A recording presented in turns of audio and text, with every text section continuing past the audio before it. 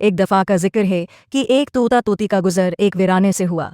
वीरानी देखकर तोती ने तोते से कहा, किस कदर वीरान गांव है। तोते ने कहा, लगता है यहाँ किसी अल्लोह का गुजर हुआ है। जिस वक्त तोता तोती बातें कर रहे थे, आन उसी वक्त एक अल्लोह भी वहां से गुजर रहा था। उसने तोते की बात सुनी और वहां रखकर उनसे मुखातब होकर बोला, तुम लोग इस गांव में मुसाफिर लगते हो, आज रात तुम लोग मेरे मेहमान बन जाओ, मेरे साथ खाना खाओ। उल्लू की मोहब्बत भरी दावत से तोते का जोड़ा इनकार न कर सका और उन्होंने उल्लू की दावत कबूल कर ली।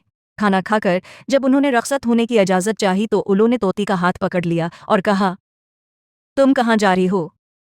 तोती परेशान होकर बोली, ये कोई पूछने की बात है, मैं अपने खावन के साथ वापस जा रही हूँ। अलो ये सुनकर हंसा और कहा, ये तुम क्या कह रही हो, जबकि तुम तो मेरी बेबी हो।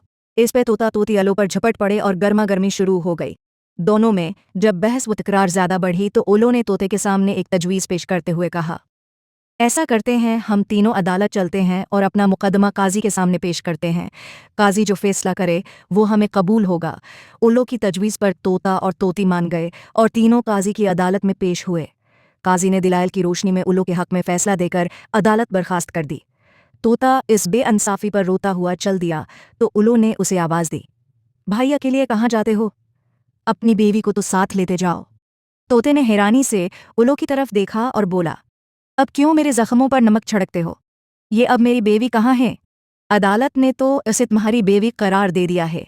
उल्लू तोते की बात सुनकर नरमी से बोला, नहीं दोस्त, ये तोती मेरी नहीं बल्कि तुम्हारी ही बीवी है।